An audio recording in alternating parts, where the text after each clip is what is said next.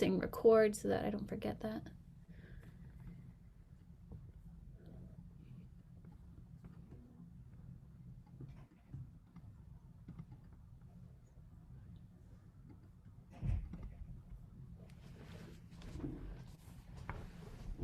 Okay.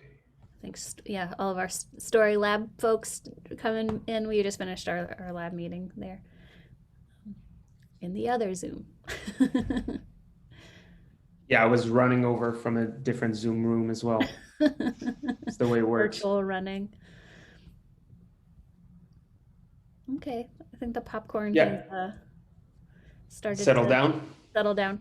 I'm just going to make a couple of general housekeeping announcements, and then I'll turn the mic to Laurent to introduce our speaker. I just wanted to welcome you all, and thanks for welcoming us to your homes or offices. This is the second talk of the spring seminar series, and we have a really nice lineup coming up. And so thank you all for tuning in each month and joining us online. Just a reminder that we're recording the lecture just for those folks that are couldn't be here today and who might miss it.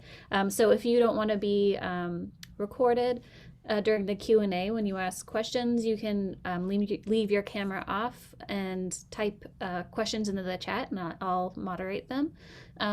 But also feel free to unmute yourself and ask questions during the Q&A by raising your virtual hand, and then we'll form a little queue. And hopefully we'll have a lively discussion. These talks are meant to be informal, so be friendly and have fun, and let's have a good discussion. And yeah, so thanks for being here, and I'll pass the mic to Laurent. Thank you. So it's actually an honor. I'm super excited to be introducing our speaker today. So Dr. Marie-Josée Fortin. I'm excited for two reasons, I think. The first one is a little dumb or petty, but it's geographical. So Dr. Fortin comes from not too far from here, undergraduate at Université de Montréal, so just 90 minutes north of Burlington, and then PhD at Stony Brook University, a postdoc at Université Laval. I was seeing a lot of folks from Laval joining on the call, but is now a professor in the Department of Ecology and Evolutionary Biology at the University of Toronto, and also holds the Canada Research Chair in Spatial Ecology, which is really impressive, both professionally, but also in terms of the work that's being done there. And the second reason I'm excited is thematically, I think, so where the work is being done is all around us in the Northeast, but also thematically very similar to a lot of the interests of the Vermont Complex Systems Center. So a lot of expertise focus on important problem of the world right now. So forest ecology, conservation efforts, but borrowing tools from graph theory, spatial statistics, which are all themes and problems that keep popping up. So for those reasons, I think this is a connection that we've been meaning to make for a long time, and we're very excited to have Dr. Fortin with us today. So with all that said, I'll leave the webcam and mic to you. Thank you. Well, first, thank you to have invited me. Somehow on the screen, there's meeting record. Is it always there, or it will disappear? I think it should be... You should have an option to click OK or yes. Is it me or? Yeah, I think so. Oh, okay. Okay, thank you. It's just like I was in the middle of the slide and I could not figure what was happening. So again, thank you. It was indeed very nice to receive an invitation to talk to your group. And as you know, we are lying. So by the time I wrote the abstract of what I'm going to talk and what I'm presenting, there's maybe not as a direct overlap, but I hope it will be of interest to you all. So basically, I'm interested, as Laurent mentioned, in spatial ecology, network ecology, and our landscape are dynamic with global change and use change. So we need to see how those things are going to affect those networks, and can we assess those differences and the stability or resilience of them. So first, when people talk about the ecological network, they have maybe different idea in their brain than mine. So basically here, I just portray a subset of different type of ecological network. First, a network is a graph with some weight. So you have the nodes. You see my moving cursor, right? You have the different weight of the nodes.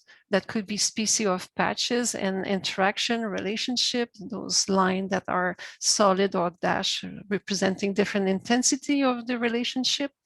Then we can think of food web as an ecological network, all those bipartite or multipartite of looking at relationship between group of plants, taxa, insect, and bird. We can think of interaction in a more direct way of food webs, the same way, but trophic level, so predation, prey prey-predator relationship, competition, so on and so forth. And myself, I'm more into space. I'm anchored in space. I'm also thinking of patches, so the spatial arrangement of habitat patches and the layout in space. Let's say this gray zone here is not allowing the movement between C and F location. So those are different type of ecological network, and the issue is that things are dynamic. And here is just to show that our landscape are heterogeneous to start with, and the food web will change. I know it's a busy slide, but the take-home message is that here we have in white a web in the forest and another web that is at the edge of the forest. So this is the core of the forest, the edge of the forest, and there's some similarities of relationship. In black, those species are in the food web, but some are specific to the forest interior and some to the edge interior. So to have those overlap is mean that the species are moving from one location to another. So that's bring me to, of course, movement. And when we talk about movement, we mean several things. We could mean movement within the home range, an individual based approach for assessing foraging, resource use, and of course, interaction, predator-prey competition.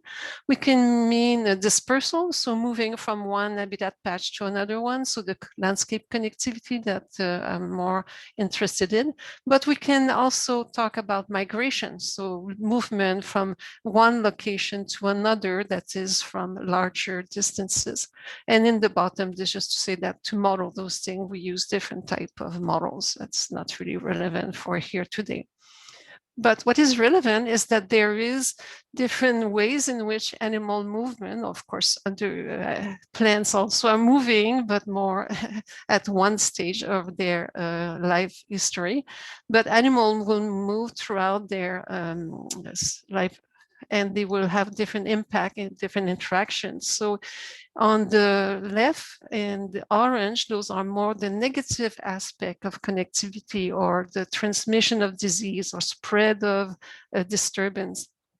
On the right is more what I'm going to hopefully convey today is the positive aspect of movement in fragmented area, and to be able to assess how connectivity can help to maintain species through a network of protected areas. And of course, there's all the meta-population, meta-community dynamic. So I'm not going to present all of this, but just to show that there's a link of all those concepts together. So specifically, I will address 3 points. So first, I will bring you to the world of landscape connectivity using a multi-layer network and focusing on spatial-temporal connectivity. Then I will move to more the species interaction, how those interaction will change through a season to another using beta diversity and rewiring. And then I will finish on the constraint of stream network to favor or not the synchrony within meta-population. So first, let's look a little bit more at network and their spatial component.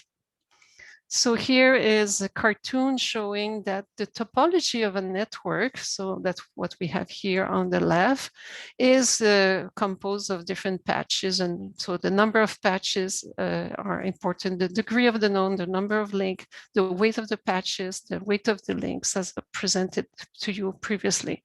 So this is kind of the constraint on which different ecological processes will occur.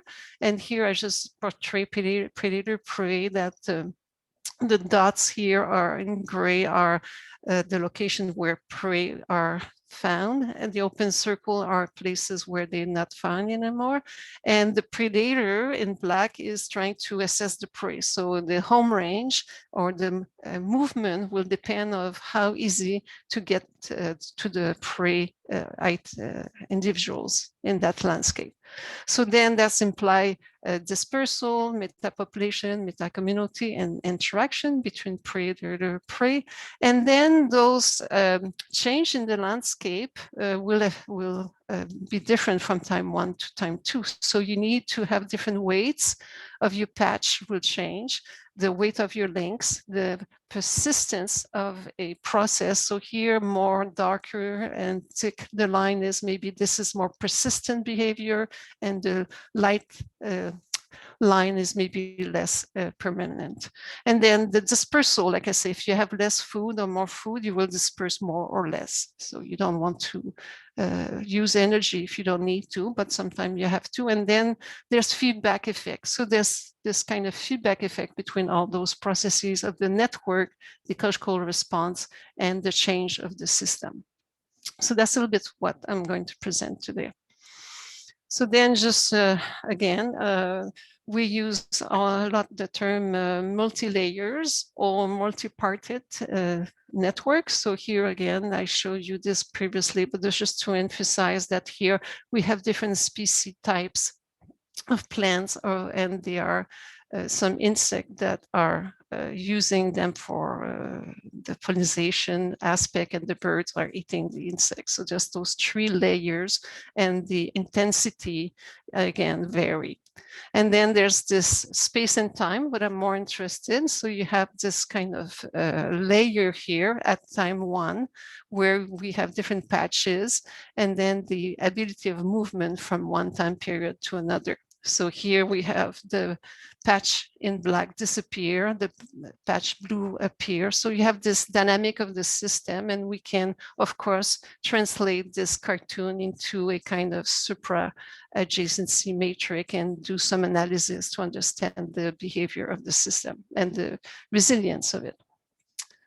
So in ecology, we definitely interested to assess the connectivity in space for, let's say, the context of protected areas. So is the species having enough habitat to move from one location to another? So let's say in green, those are patches, and the black line indicate that indeed those 2 patches are close enough to allow the movement between those 2 patches. But this little one, although a growth of forest was grow or some other type of habitat from time 1 to time 2, but it's not close enough to be able to reach it. And at time 3, you see the change in the pattern such that some connectivity arrives, some patch come and goes.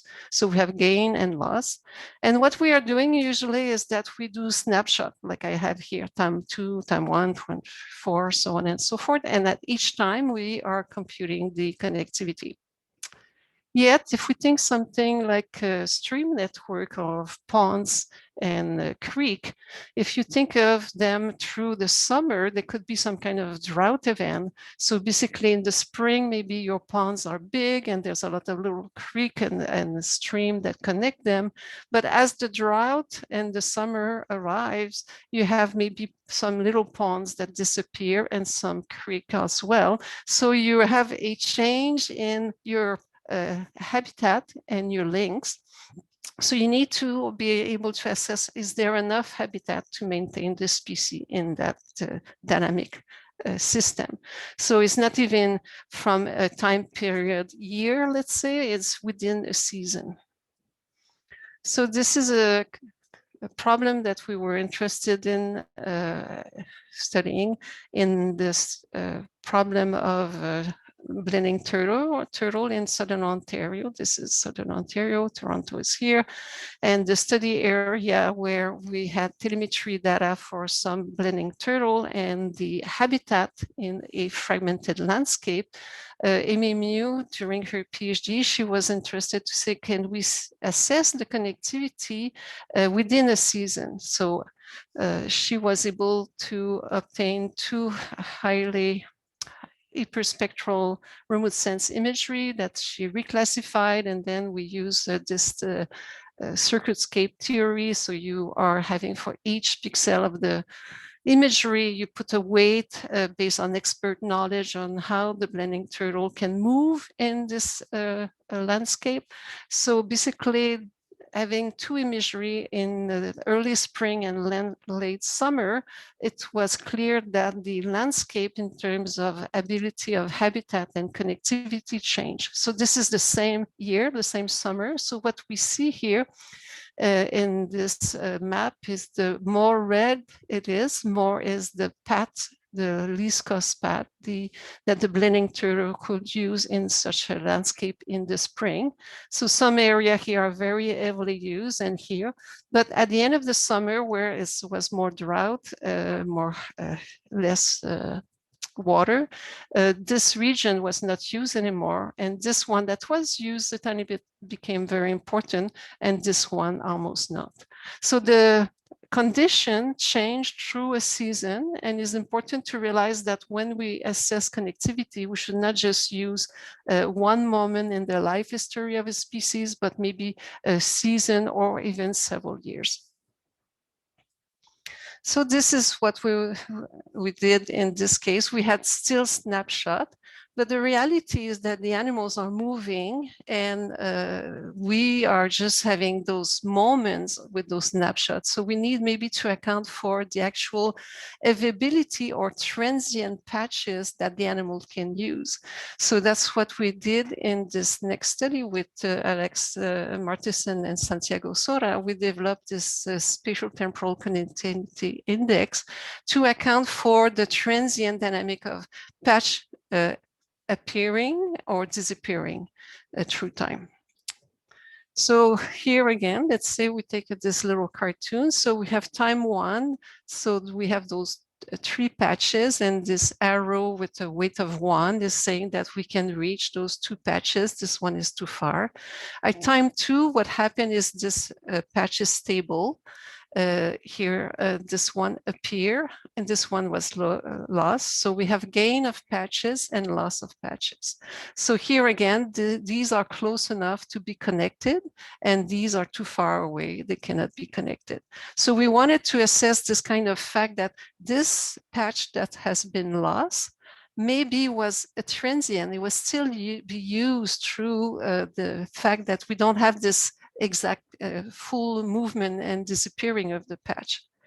So what we had is this kind of index that now we have space and time connections. So again, those patches are stable. So of course the weight would be 1 because they are there both times. I should be able to either stay in the patch or reach it. This one is within dispersal ability, so it's a weight of 1. This one here is appearing, it's a new patch, but we don't know exactly when it appears. So we're going to give a weight of 0.05. We play with those weights. We put 0.25, 0.75. You can have maybe some kind of weighting of when that patch was gained or lost. And then we have this other possibility. So those will be the complete movement that we call. And the partial movement will be, well, this patch, we don't know exactly when it disappears. So we're going to give it a weight as well. So when we put all those type of connection, direct in space, direct in time, because the patch were present in both time, and the partial connection because of gain or loss, we have this kind of complete spatial temporal connectivity. So when you propose something new, you need to check if it's valid or not. So we need to have some kind of property to assess how good those index of spatial temporal connectivity are.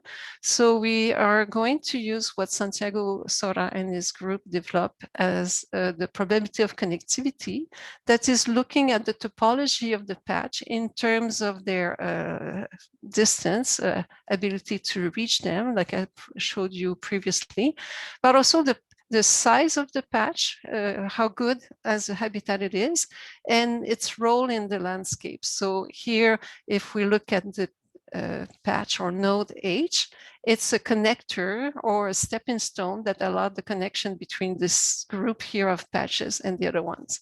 So each patch will have a property. So D and F are singleton, they're not attached to anything, but in the case of the patch F, it's a very big patch. So maybe the carrying capacity is big enough so the species don't need to move out of that patch. So that's is kind of a connectivity just by the fact that the patch is large, and we will call that the fraction of connectivity of intra or within patch. Then the flux is those dashed lines. So all those A to B, B to C, so on and so forth, they are allowing the movement, the species is able to disperse that far. So basically here, this is kind of a hub. It's a lot of connection. The degree of the node is higher. So this one will have a lot of dispersal direct connection possibility. So we have those three fractions of how each patch is important in the network. And this was with just one layer. So we need now to have the equivalent in space and time. So we developed the equivalent of probability of connectivity in space and time. And now we have the same thing of the contribution for the connectivity is intra, in this case is stable. So the patch are there in the both time. I can still reach it. This may be a new patch, or I can reach in my dispersal ability, or I need to use some kind of stepping stone to be able to reach the other one. So it's the same idea of matrix. So using this, those three fractions of connectivity, now we can see how indeed the spatial temporal connectivity is valid or not. So in this map now, I'm compressing two time periods. And here in dark green is patch that are stable. In red, I lost them from time 1 to time 2. So the red ones were part of the original green patch here, and the light green are new, is gain, is new patches.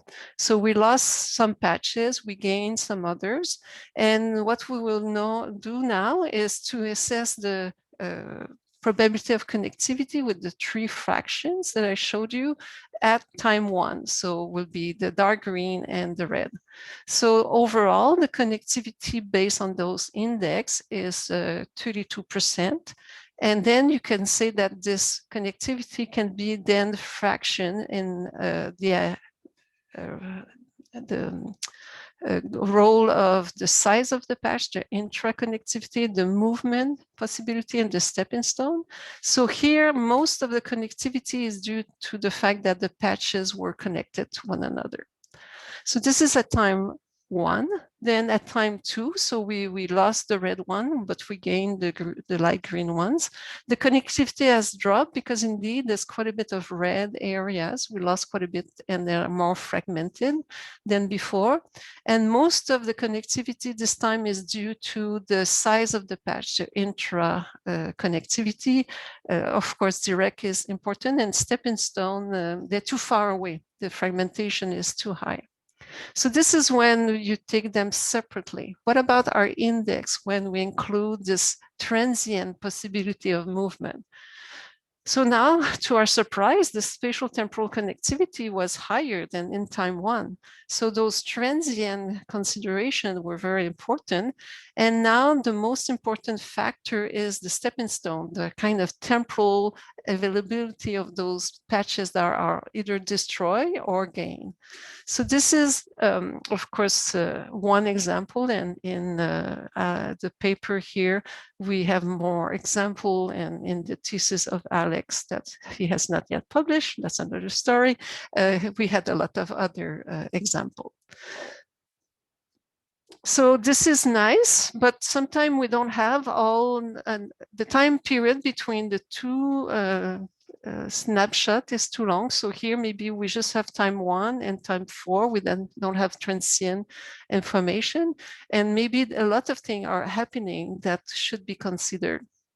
So I think what is important now is to add some more factors that are related to meta population, which is how many individuals are indeed dispersing. So it's not just that they can reach it, but the number of individuals are crucial. So here, let's say we have this cartoon of patches of habitat, their connectivity. Some patches are bigger, some are smaller, but I don't give them any weight. It's just patches of habitat. And here what I'm portraying is that if there's very few individuals, indeed, the dispersal ability is very jeopardized. Not many individuals are going to reach those extreme patches. But if I have more individuals in green, the likelihood to reach patches increase. Then other things that we need to consider is the lifespan of species. So their longevity in green is longer or short. So if you live longer, maybe you can disperse more. Not all the species have the same dispersal ability. So we call them either high dispersal or strong dispersal or weak dispersal. So you have different type of species that have different characteristics, or within a species, the range of dispersal ability vary. And now the quality of the patches will change, as I showed you previously. So I have maybe very good patches in red, poor patches and intermediate patches. And the quality of those patches will change. So there's a change in quality and change in landscape, the dynamic fire or regrow of the forest. So then this is my putting everything together. If we think in terms of species persistence, what do we have? We have now the dispersal, that's the common thing, the longevity that people don't consider as well. And of course, the landscape dynamic is important also to realize. So what do we have here in red at the center? So if the landscape change very fast, if you're short dispersal or short ability to disperse and short longevity, you are maybe in the patch, but you are in the zone of extinction depth. You cannot make it out of the patches. You do in some ways. The yellow is maybe you're able to make it, and the green is hopefully what you can do. So you can be maybe good in some direction. Maybe your dispersal is good, but the landscape changed too fast. So you need to see all those combinations.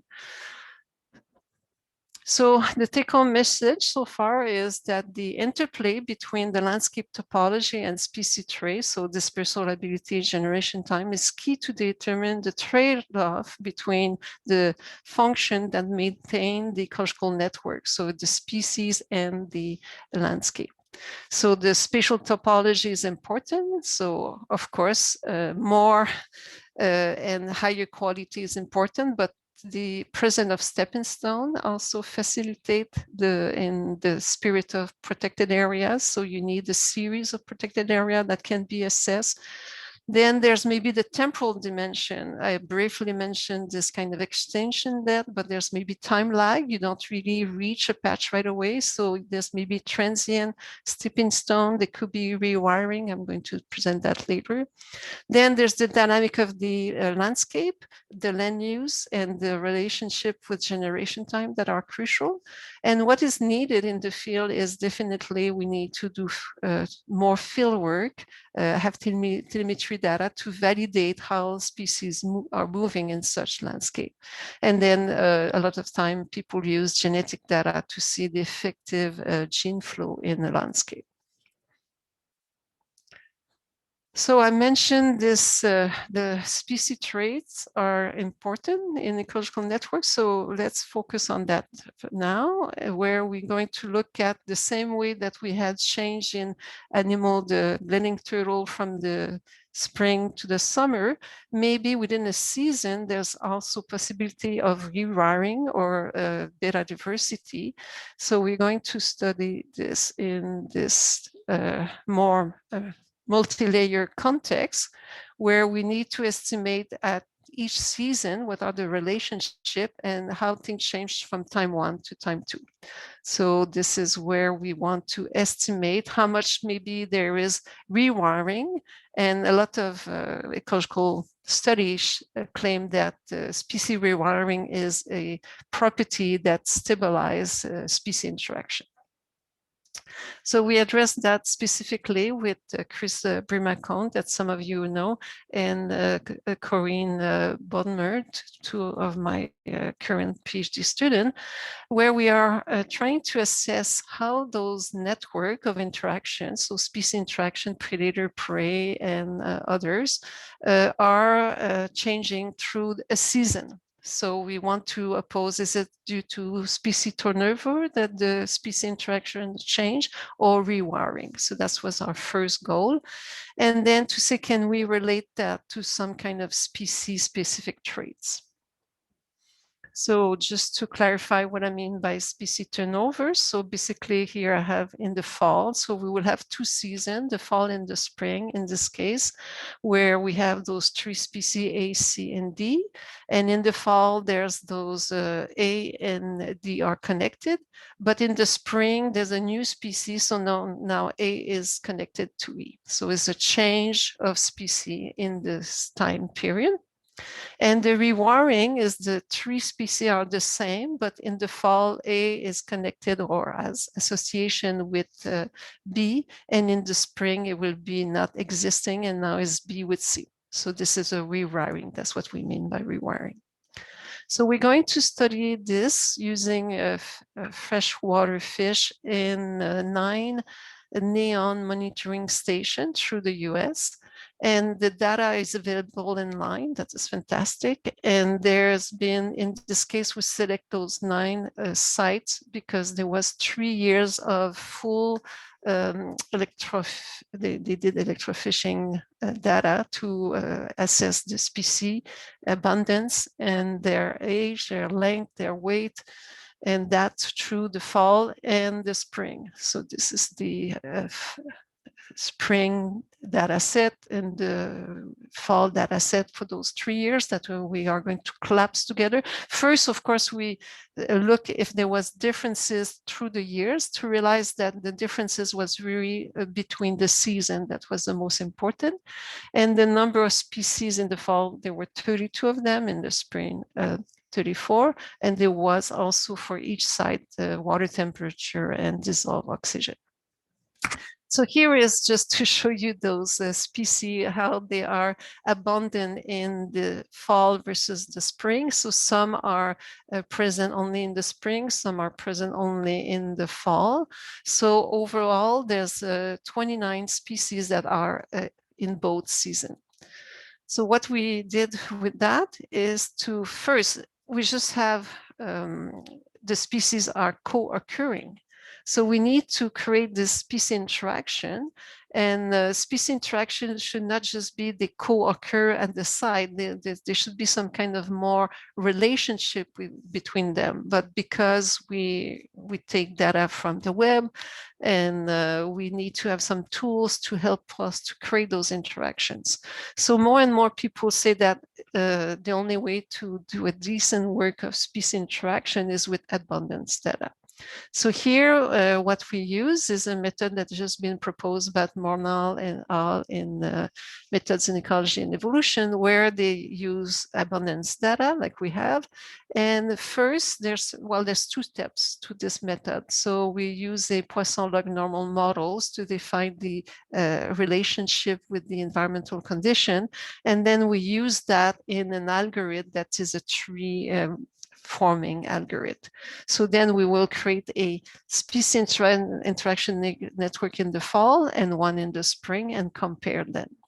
So here they are. So if we look at them separately in the fall, in the spring, there's some similarity and differences because there's not exactly the same species. Here there's two species. It's not just two species. There's only 29 in common. So there's a change of number of species.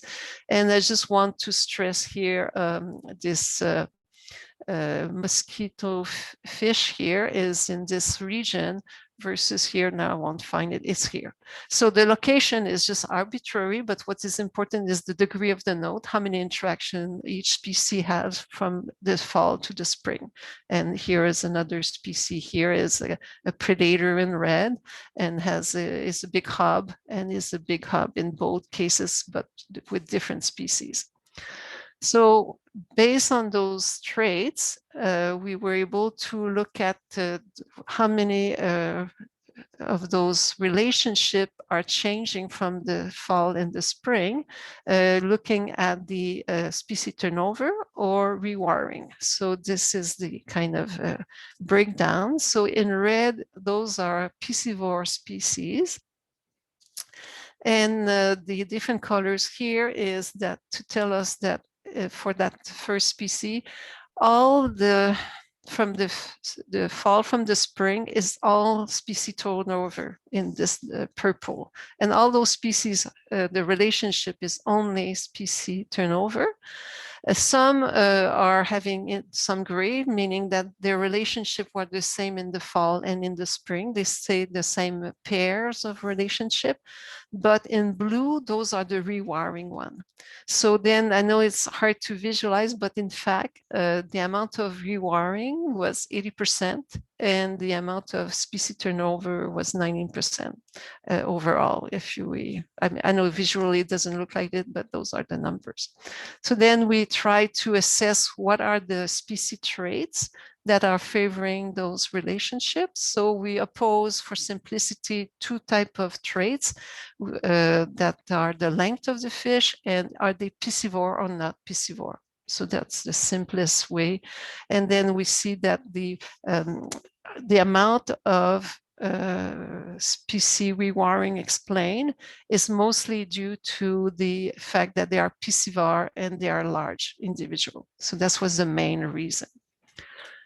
So in conclusion, yes, there's a change from the fall to the spring. So seasonality will have a big effect in the species composition and interaction. And it was mostly rewiring. Oh, this is a percentage. I don't know what happened. Sorry, this is a percentage. And then large piscivore seem to track multiple prey and stabilize the food web overall. So that's a nice study.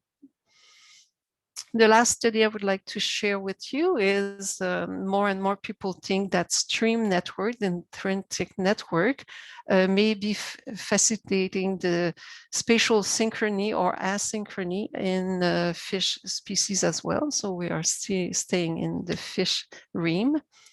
So before I get there, I would like to present to you this idea of what is different with a network of stream network is really the property of how we relate things.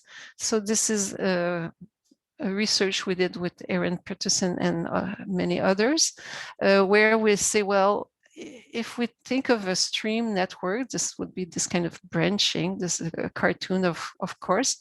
And the stream network can be studied in different ways. So it could be that we just have XY coordinate on the stream network, but we don't consider the real constraint of the topology of the stream. It's just those are the locations. So this is not considering at all the stream network. Some is we are considering the flow directionality, so we call that about the network. On the network is, again, now we combine the river and the sampling location. So the effect of being on that branch is important. We can maybe summarize what is happening over the entire network, or we want to compare different network. So this is important because network like this, the flow, what happened at time 1 will be moved at time 2 and so on and so forth. So we need to account to the spatial temporal dynamic of a network for the flow of water and the species that live in it. So just again, because we need it for the next study, I just want to summarize that what we can do with the network where we have 2 sampling location is using Euclidean distance that is false because it goes through the land and fish don't go through the land. So this would be wrong. But in some other case, if there was a sampling location here, would not be too far and not too wrong. Then there's the water course. The arrows show the flow directionality. So some people call it water course or flow connected. So that will be from here to there. This will be following the stream network. And then there's the flow unconnected distance. So now if I want to go from those 2 sites, I need to go down and back up. So some fish can do that. They are swimming, so they can do this flow unconnected distance, but some other don't. So those are important to account that the result of connectivity will vary if we use Euclidean distance. Again, if I should put letters, but let's say from this position to this one, an Euclidean distance will not be a so bad estimation, but here is completely wrong.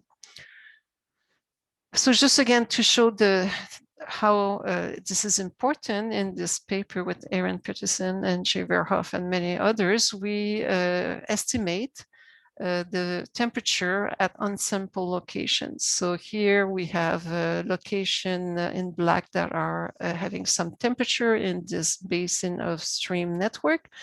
And then the flow directionality is indicated. So here what we are seeing is that those points were used to estimate this value that was withheld. We knew exactly what it was, but we wanted to say, if we don't consider the flow directionality and just Euclidean distance, what would be the estimate here? So this is the first line here with kriging, that is just using Euclidean distance. The estimate of the temperature would have been 11.98. And if we consider this flow directionality that I told you, it would be 12.94, which is closer to the actual value. And then we can build what we call this variograms, the spatial variance according to distance. And here in gray would be the case where it's flow unconnected. So basically we don't consider at all the water course versus when the flow is connected. So here is a case where we see that the variograms vary quite a bit, and the importance of accounting for the flow, connection, water directionality is important. And we call them the Torrance gram because one of the co-authors really liked those methods and he wanted to name it with his name. So we name it through his name. So dendrit network, we think are facilitating the persistence of species by having some kind of asynchrony dynamic because there's several branches. That's quite intuitive. But there is cases where we have more skeleton stem, main stem rivers that don't have any more tributaries because of man use, etc. But there could be some cases where we have intermediate value. So we wanted to test this. So this is just got online yesterday, so we're very happy. Paper with Stefano Lawrence, Julian Oden, and many others. We about 10 or 12 co-authors, I don't recall, an ecology letter where we wanted to address that, and we proposed this fluvial synchronygram procedure. So we want to quantify this synchrony of metapopulation of fish. So here again, we have a more simple network and a more complex network that we want to oppose. So let's take one panel at a time. So the same thing, that's why I wanted to spend time before to explain to you those different ways to measure distance between sampling location. So here again, in yellow is Euclidean distance, in blue is the water course and the flow connected. So often, sometimes the water course and flow connected will be similar in some branch, but not others. And then we have those D1, D2, D4. What are they? Is we compare, so this is here in this GAM representation. So this is our synchrogram, if you want. We compare what is the value of species similarity, so between pairs of fish, between the position D and E. So here is the Euclidean distance is short, and the water course is short as well. So that will be this position in that space of the synchrogram. Then we have D2. So here the distance is greater, but in water condition ratio, it's not so bad because we follow the water course. D3 are very close in space, Euclidean distance, but then there's this kind of unconnected that is taking longer to get there. And the same thing, D4 now, the Euclidean distance is long and the water course is long. So this imagery on C and in B are based on simulated data. And with all those simulations, we had those kind of 3 lines of according to distance. These are the value of synchrony. So closer you are in space, Euclidean distance, there's more synchrony, right? Because you are in the same environmental condition and you share the same kind of values, and it decays quite fast in Euclidean distance. In the water course, it's quite comparable to the Euclidean distance, but you stay longer synchronous, if I may say. But with the flow connected, you drop fast. You are much more connected, but you drop faster. So those are based on simulation. And in this paper, the beauty is that we had access to a database that Lise Conte, another co-author of that paper, assemblage over the world.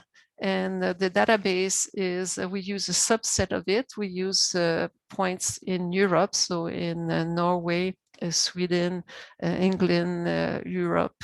And there was in total 58 river basin for 1,150 sites for 48 species. And you see the pairwise comparison of fish at each site is 34,000. So we did all the pairwise comparison within basin, within stream, within basin, among basins, so on and so forth.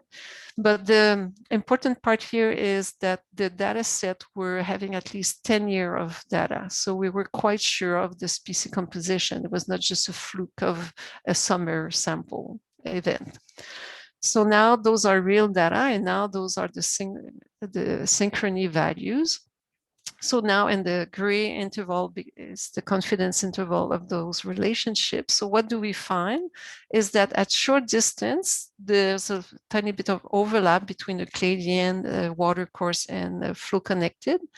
And then the same thing, the Euclidean distance drop faster than the 2 others are more similar. So basically the water course, there's less connectivity synchrony. But at the end, it's matched the flow connected. So we were a little bit puzzled about that. That's not what we expected. It's like nature has a way to make you having a curveball. So we say, what is happening? So we realized that we were mixing all the stream orders. So some streams are having a lot of headwaters and some don't have as much. So we wanted to decompose that a little bit more. So that's what we did in this figure here. So now what we have is we analyze only the headwaters, so the low order stream values, the main stem, and a kind of mixed values. So now what we see is that indeed, when you are in the headwater, you are maybe more similar, but the similarity drops very fast. If you are in the main stem, this synchrony is maybe not as large, but you stay longer comparable. And in mixed water, that's what we were expecting, in fact, is that you don't have as much synchrony and you drop very fast. So this is a case where you would keep more asynchronous population, which is good for the persistence of the species. So again, why we find that? Well, with real data, the problem is that the data set, if I can go back here, it's based on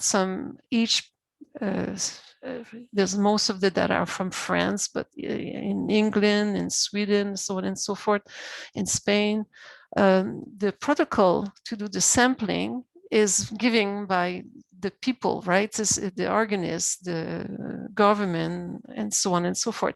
They didn't have in mind our study. So we took the data that was available. So what is happening is a little bit like what I have in cartoon here, is that the data were maybe more along the stem of the data versus edge water. Maybe we had less edge water information.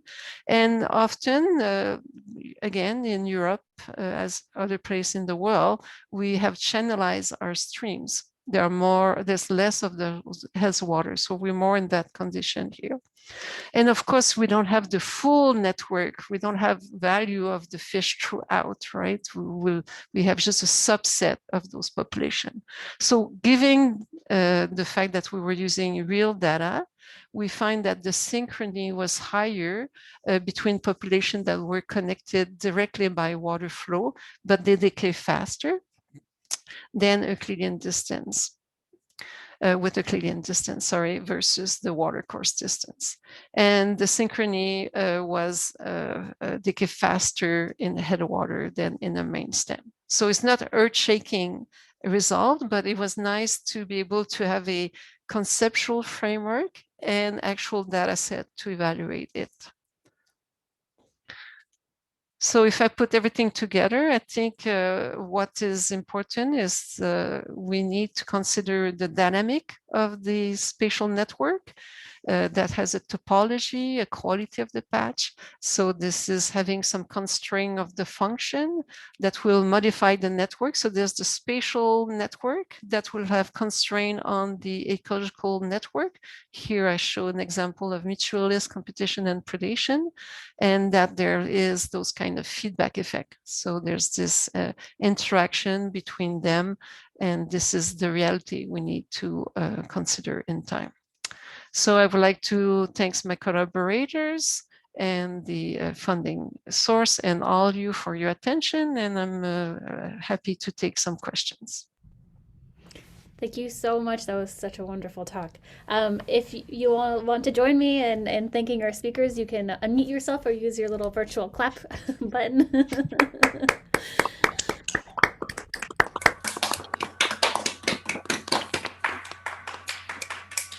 Thank you. Thank you. And we have some time for questions. So if you want to virtually raise your hand in the reactions button, Laurent has one. Okay, you can go. I had this, it was a great talk. Thank you so much. And I think I had a similar question on both the very first and last study that you showed, which is whether like actual space is the best notion to think about space here. So in the first study, I was thinking, in my mind, what I had was, caribous moving from one forest patch to another or something like this. And I was thinking, well, it matters a lot if there's a highway between two patches or a river. And so meters is not maybe always a good measure of how hard the trip might be. And likewise, in the final study, I was thinking about, salt water versus fresh water, if people fish. So I'm curious to hear how you think about like the effect of humans and all other systems. Of course, basically, here we were just in fresh water in this case here, definitely. And with the, well, yes, I had started my adventure of connectivity in landscape with caribou research. And then we had weight. We were lucky that we had colors on our caribou, so we could use the color information through the time to see where the animals were. So we did a composition analysis and we had actual real resistance value to cross some habitat. And then we imposed that in the landscape. So definitely resistance is important, but I didn't want to focus on that for the moment. But definitely this is, I don't forget it at all. It's definitely important. And in the stream network, I mean, another aspect that is it the basin flat or is there some kind of elevation? So the flow will go faster if I go back here, you know, what is here at time 1 would be here at time -1, time 1 and time +1. You know, there's the temporal dimension. And if you have different kind of orientation, that will be important as well. And as I showed you with the blending turtle, the amount of connection changed through the season. So that's a little bit the weight of there's less pond, there's less streams, so there's less connectivity. So all those things, of course, are important, but I didn't convey that for sure today. Thank you. There's a question in the chat that is asking if you could discuss a little bit about how this might have applications in rewilding of farmland. And Catherine, feel free to jump in if you want to add anything to the question. Oh, definitely.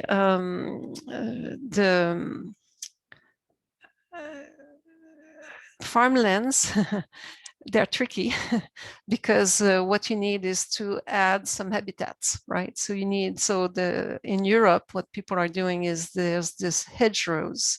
The government are adding some hedgerows. There was hedgerows, they removed them and now they bring back the hedgerows. So that creates some kind of habitats and ability of movement in the landscape.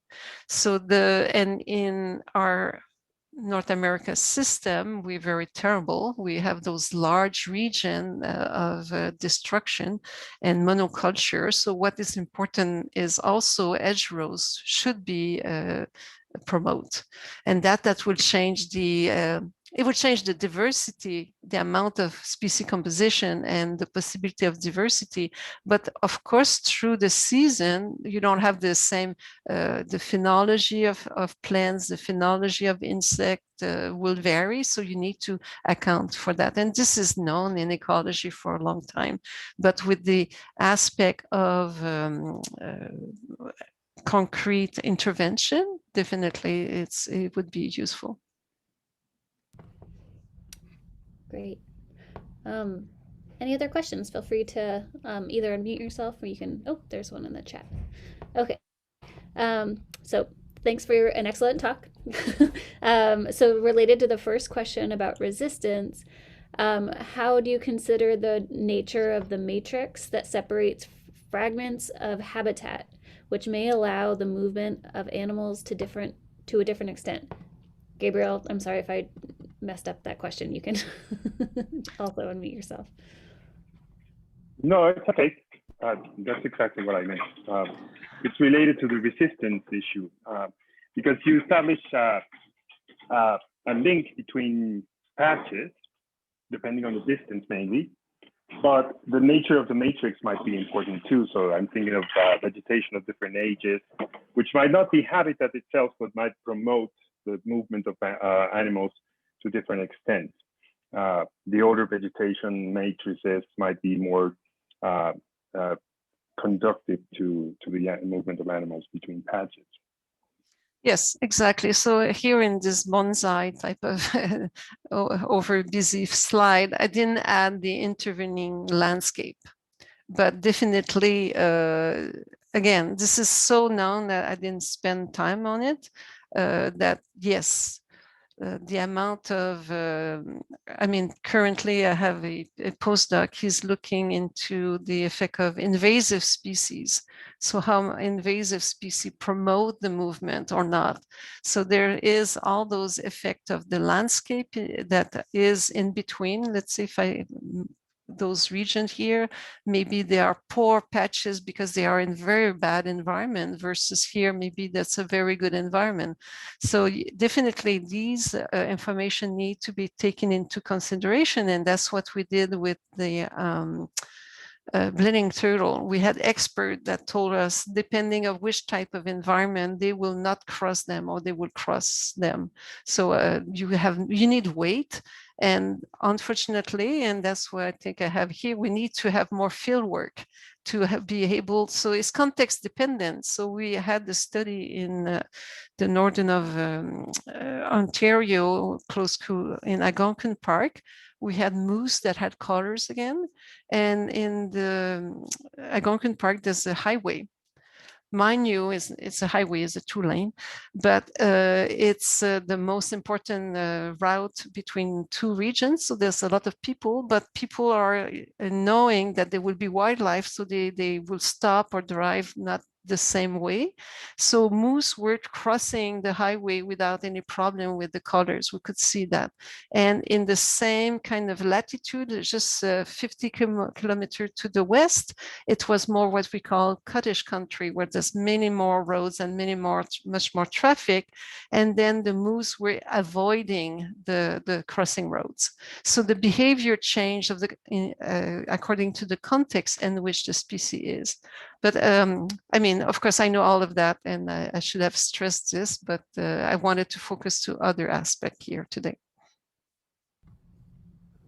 Thank you so much.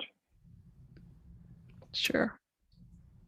Any other questions from the audience? Well, that leaves us perfect timing for the top of the hour. This is a wonderful talk. I'm just so happy that you were able to visit us, and hopefully once we can all visit each other in person, you can come and visit us here. So join me again in thanking our speaker. You can unmute yourself and we can clap. Thank you.